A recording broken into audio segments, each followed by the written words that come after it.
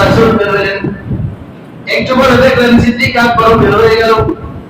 এবার বললেন, আবু বকর তুমি কেন বের হয়েছো, একটু বলো তো তুমি কেন বের হয়েছো? এই গর্বে তো কেউ বের হয় না। মা খালাকা ইয়া আবু বকর, কে তোমাকে বের করলো? আবু বকর বললেন, মা খালাকানি ইল্লাল জু, আমি ক্ষুধার ভয়ে থাকতে পারি নাই, এজন্য বের হয়ে গেছি। এরকম জীবনে একবারও কি আপনি মুখোমুখি হয়েছেন? জোরে বলেন, জীবনে একবারের জন্য কি আপনি মুখোমুখি হয়েছেন? আপনি জীবনে একবারও কি মুখোমুখি হয়েছেন? মা খালাকানি ইল্লাল জু, ক্ষুধার কারণে আমি ঘর থেকে বের হয়েছি। আল্লাহ রাসূল বললেন, আবু বকর আমিও তো একই কারণে বের হয়েছি। দো জাহানের সরদার, বলে দো জাহানের সরদার, যাকে না বানালে জান্নাতুল ফেরদাউস বানাতো না তিনি, ঘর থেকে বের হলেন কেন? ক্ষুধা জ্বালায়। এবার একটু পরে দেখবেন যে ওমর বের হয়ে গেল। ওমর তুমি কেন বের হলে? মা খালাকা, তুমি কেন বের হলে?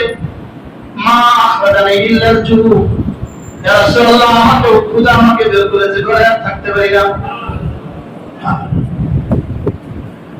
দো জাহানের সরদার, পুরো কায়নাতের শ্রেষ্ঠ দুজন মানুষকে নিয়ে, সুবহানাল্লাহ, নবীদের পরে দুজন শ্রেষ্ঠ মানুষ নিয়ে তিনজন একসাথে গেলেন মসজিদে কুবা। আল্লাহ বললেন কালী বাড়িতে গেলেন, বাড়িতে গিয়ে দরজা ঠক ঠক করলেন, আসসালামু আলাইকুম বললেন। ভিতর থেকে দরজা খুলে দেওয়া হলো। আবু আনসারীর বিবি ঘর থেকে বের হলেন, ঘর থেকে দরজা খুললেন, খুলে দেখলেন মেহমানরা কেমন।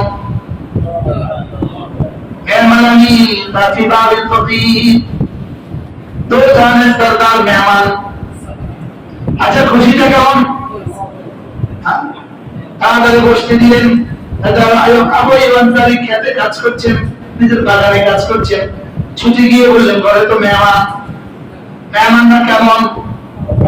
হ্যাঁ, এর চেয়ে দামি কোনো মেহমান পৃথিবীতে আর তৈরি হয় নাই। হ্যাঁ, কিয়ামত পর্যন্ত আর তৈরি হবেও না।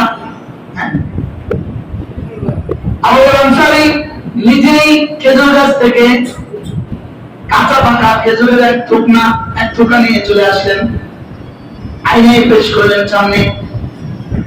আল্লাহ নবী এক মুঠ খেজুর নিলেন, বললেন আবু আনসারী এক মুঠ খেজুর আমার ঘরে দিয়ে আসো ভাই। আমরা যে কারণে বেরোচ্ছি, ফাতেমা তো সে কারণে ঘরে অপেক্ষা আছে,